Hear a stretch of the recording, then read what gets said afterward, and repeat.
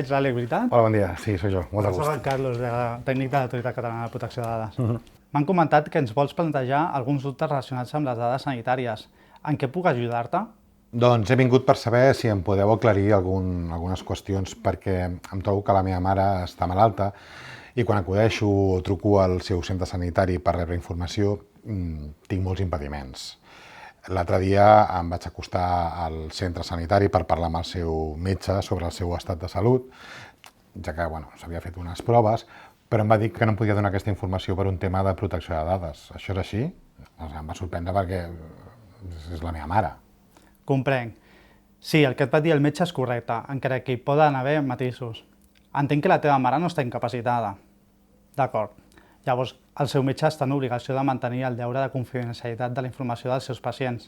Això és per protegir la seva privacitat. Ha de ser el pacient, en aquest cas la teva mare, que ha de decidir si el metge pot informar sobre el seu estat de salut, encara que, com et dic, hi ha circumstàncies especials en les quals sí que et podrien facilitar informació, com ara que ella no pugui prendre decisions per si mateixa. Entesos. Però el problema és que encara no està incapacitada. És una persona gran que a vegades no entén el que li expliquen, s'oblida de la medicació i la veritat he d'estar a sobre per ajudar-la. Això que comentes ja ens planteja un altre escenari, perquè la normativa sanitària sí que permet que se't pugui comunicar determinada informació relativa a la teva mare, si els hi consta o tenen coneixement que ets una persona que l'acompanya en el procés assistencial. Això sí, has de tenir en compte que la teva mare es pot oposar en qualsevol moment. Per tant, també podria accedir a la seva història clínica. No necessàriament. Has de tenir en compte que la història clínica comprèn molta més informació que potser no està vinculada al procés assistencial actual, especialment del passat. En aquest cas, pots exercir el dret d'accés a la seva història clínica i també d'altres, com el de rectificar dades incorrectes o l'eliminació de certa informació, però en representació de la teva mare. En qualsevol cas, pots sol·licitar l'exercici dels seus drets directament davant el centre sanitari, però, com et dic, has d'acreditar la seva representació, per exemple, a partir d'una autorització signada per la teva mare. Perquè, una cosa, això inclou la portabilitat? És que estic pensant a contractar una mútua privada per continuar amb el tractament de la meva mare i voldríem portar-me la seva història clínica sencera. No. En aquest cas, el dret a la portabilitat no es pot exercir perquè el centre sanitari públic presta l'assistència sobre la base del dret dels ciutadans a rebre aquesta prestació. El que sí que podries fer és demanar una còpia de la història clínica en representació de la teva mare i dur-la al centre privat. D'acord, però això pot perjudicar la meva mare? No, de cap manera. Encara que si continua el tractament en un centre privat i alhora també continua sent usuària del servei públic, seria recomanable des del punt de vista de la continuïtat assistencial que el seu centre sanitari públic tingui un coneixement de com evoluciona el tractament, ja que en principi no té accés a la informació que consta en els fitxers dels centres sanitaris privats i viceversa. I parlant de continuïtat, la meva mare va començar a participar en un assaig clínic fa uns mesos, però ara ja no està convençuda de continuar. Té dret a desvincular-se, tot i que l'assaig hagi començat? Absolutament. Ella té dret a retirar-se de l'assaig clínic en qualsevol moment, sense que això afecti el seu tractament mèdic habitual. Només ho ha de comunicar a l'equip d'investigació i ells gestionaran la seva sortida de l'assaig. I en aquest context podrien reutilitzar les seves dades per a altres investigacions sense el seu consentiment? La normativa permet reutilitzar-les si inicialment s'ha obtingut el consentiment per a una finalitat concreta i s'utilitzen les dades per a àrees d'investigació relacionades amb l'àrea en què s'integra l'estudi inicial.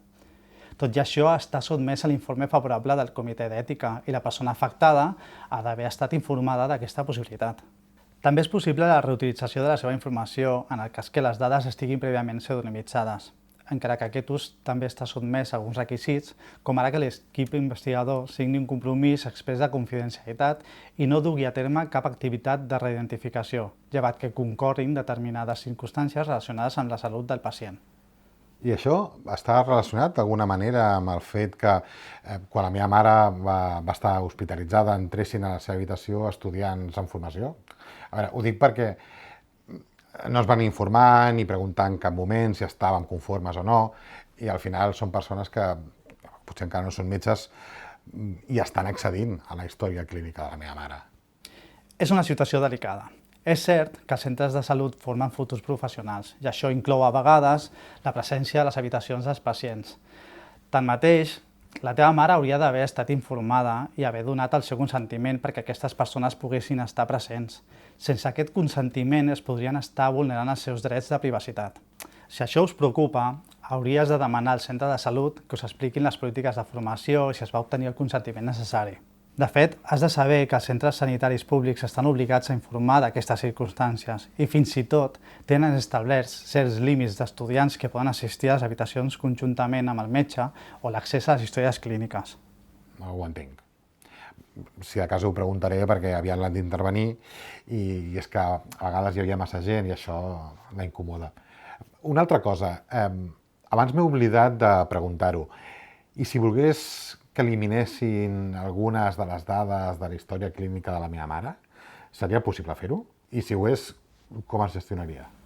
Sí, però has de tenir en compte que hi ha informació de la història clínica que és necessari conservar-la durant un determinat període de temps. A part, també has de tenir en compte que la supressió està condicionada a que es donin determinats supòsits, com per exemple que tingui coneixement d'un tractament de les dades que vulnera la normativa de protecció de dades o quan els professionals sanitaris valorin, des de la perspectiva mèdica, si la teva sol·licitud pot afectar o perjudicar l'assistència sanitària al pacient. En qualsevol cas, si es conclou que la informació pot ser eliminada, la destrucció no és automàtica, ja que la normativa estableix l'obligació que quedi blocada, només a disposició de les autoritats judicials, administracions públiques competents o autoritats de protecció de dades, mentre no prescriguin les possibles responsabilitats legals. Passat aquest termini, ja es pot destruir físicament aquesta informació. Ho entenc, és més complicat del que em pensava, però ara ja em queda més clar. Sí, el món de la protecció de dades pot ser una mica enrevessat. Per això, des de l'Autoritat Catalana de Protecció de Dades no només centrem la nostra actuació en les denúncies i en fer informes, sinó que també oferim el servei d'atenció al públic perquè qualsevol persona pugui plantejar-nos els seus dubtes en relació amb la protecció de dades. Això em deixa molt més tranquil i amb les idees més clares sobre el que he de fer. Ara ja sé que puc comptar amb l'autoritat si tinc més dubtes. M'alegro de saber-ho, Àlex. No dubtis a tornar si tens més preguntes. Recorda que som aquí per protegir les dades de tothom i garantir que es respectin els seus drets. Doncs perfecte, doncs moltes gràcies, Carlos. De res. Vinga, adéu-siau. Us recordem que si necessiteu més informació o assessorament sobre el dret a la protecció de dades o davant possibles vulneracions d'aquest dret i prevenir possibles incompliments, l'Autoritat Catalana de Protecció de Dades es posa al vostre servei.